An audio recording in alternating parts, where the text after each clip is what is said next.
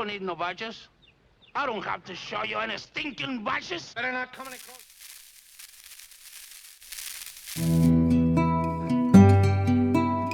Classic westerns that should be remade.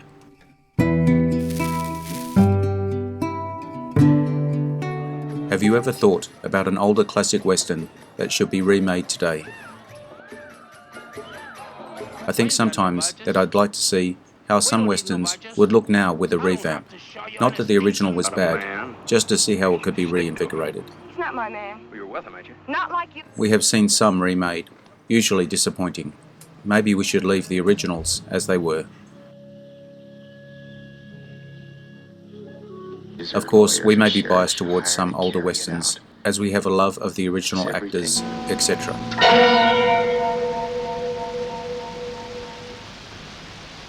I'd love to hear what you think in the comments. If you enjoy this video, hit the notification button to get my new videos. If you want to check out my many other videos, head over to my channel. The link is in the description. Let's get into it, in no particular order.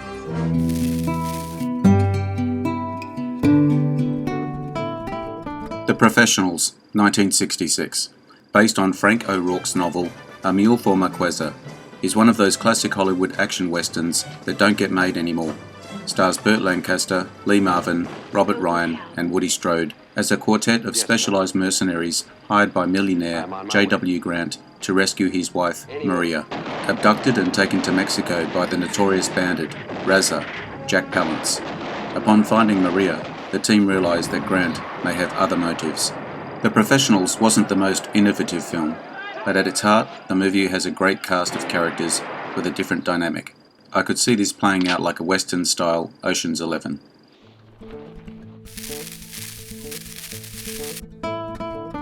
The Treasure of Sierra Madre, 1947, a classic adventure Western film that would make for a fun contemporary remake, a John Huston-directed movie based on a 1925 novel of the same name, starring Humphrey Bogart and Tim Holt as Fred and Bob, a couple of down-and-out men looking for a break.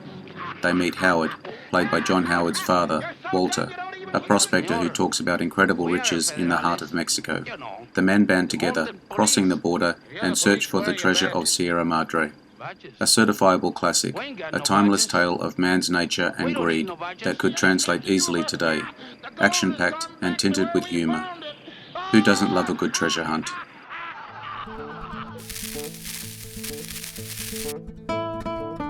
The Naked Spur, 1953. There is simplicity to the story that unfolds in Anthony Mann's 1953 western, The Naked Spur.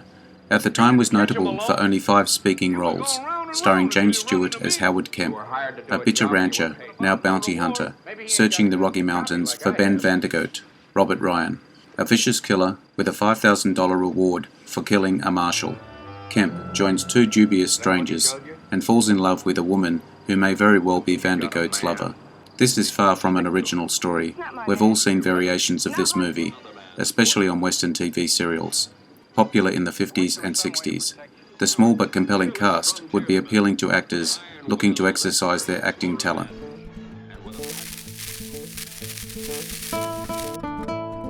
The Wild Bunch, 1969. Sam Peckinpah's The Wild Bunch is a classic in the genre, and purists would probably argue that this western doesn't need a new Hollywood remake. And you know what? They're probably right. But one can't help but imagine the possibilities.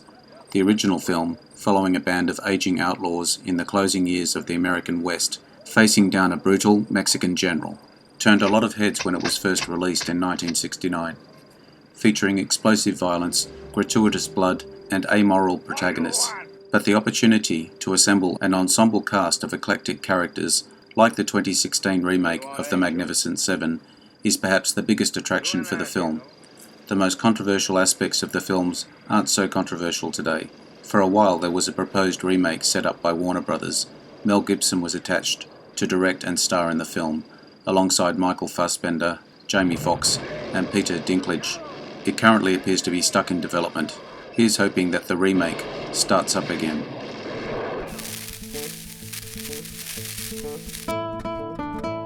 Vera Cruz, 1954. Perhaps the first spaghetti western. Set during the Franco-Mexican War, Ben Train, Gary Cooper, is an ex-Confederate soldier who travels to Mexico seeking a job as a gun for hire. He joins Joe Erin, Burt Lancaster, and his mercenaries. I could argue that a modern remake of Veracruz is not necessary, the same argument that probably could be made about all the movies in this video. However, it would make for good cinema. The final battle would be worth the effort.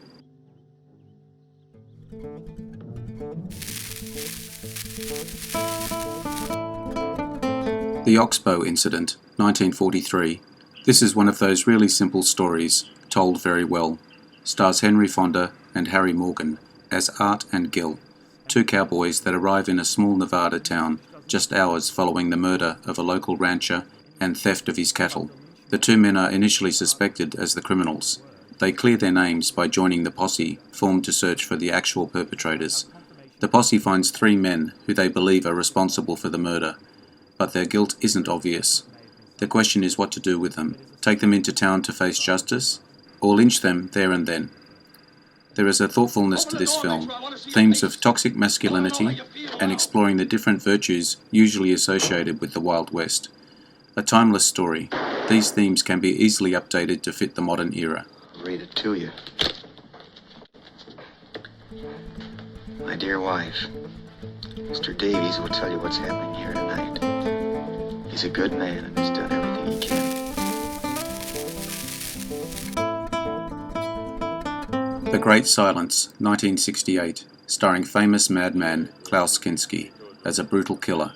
There's a lot to like about The Great Silence, Sergio Corbucci's Western. Conceived as a story inspired by the deaths of activists like Malcolm X and Che Guevara, takes place in Utah, 1898. Stars Jean-Louis Trintignant as Silence, a mute gunslinger who defends a group of outlaws from a band of bounty hunters, led by Kinski as Loco. When released, it was not well received, both critically and financially. Unlike some westerns that were released during this time, The Great Silence was very subversive, with a climax where the bad guys actually win. Despite beautiful cinematography, great acting, and memorable score, audiences just couldn't appreciate the cynical and bleak nature of the movie. The Great Silence eventually formed a cult following. In many ways, this movie was ahead of its time. The film's themes are timeless and could be easily adapted for a retelling. Quentin Tarantino took inspiration from this film and spaghetti westerns in general when filming Django Unchained and The Hateful Eight.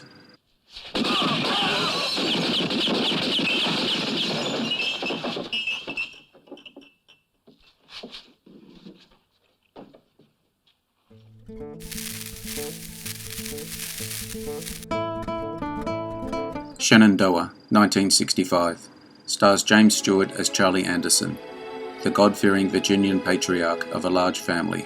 Although living in the South, Anderson refuses to get himself and his family involved in the Civil War, until his youngest son is abducted by the Union Army and taken prisoner. Charlie and his other sons go off to rescue their family member. There aren't that many Civil War movies these days. A Shenandoah remake would be a great addition to the genre. A perfectly decent movie. It isn't as well regarded as other movies in this video, allowing room to improve or expand on the original. The story's anti-war and human themes would work well in today's political and cultural climate.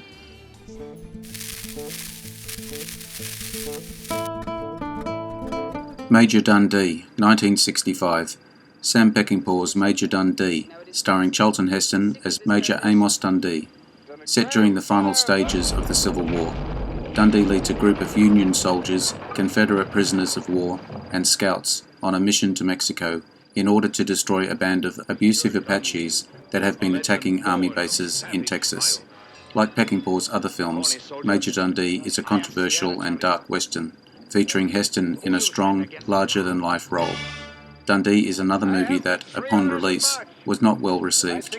After poor test screenings, 13 minutes was cut from the film, resulting in huge plot holes. Over time, the movie has been restored to its original version and has garnered better reviews as a result.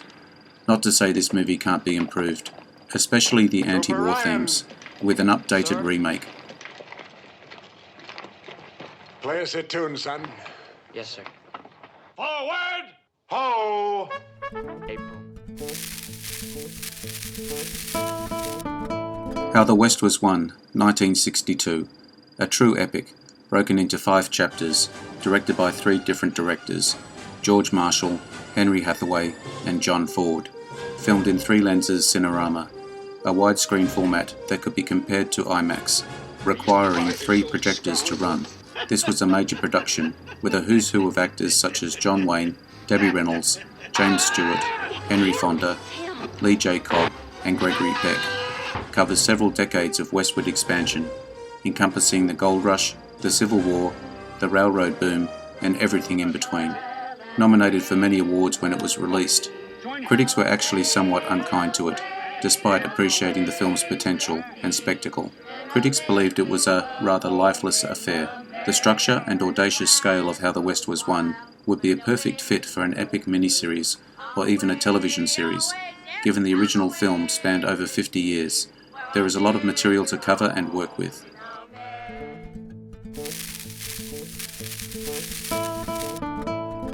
Hello to any new viewers on my channel. Thanks for your time today. I hope you enjoyed this video. I appreciate your likes and subscribers. Don't forget to hit the notification button to get my new videos. Share with your friends. Drop me your comments. Bye for now.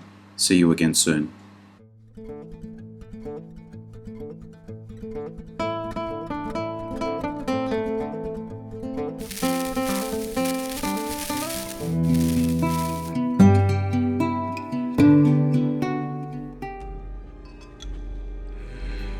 Interesting facts about famous people.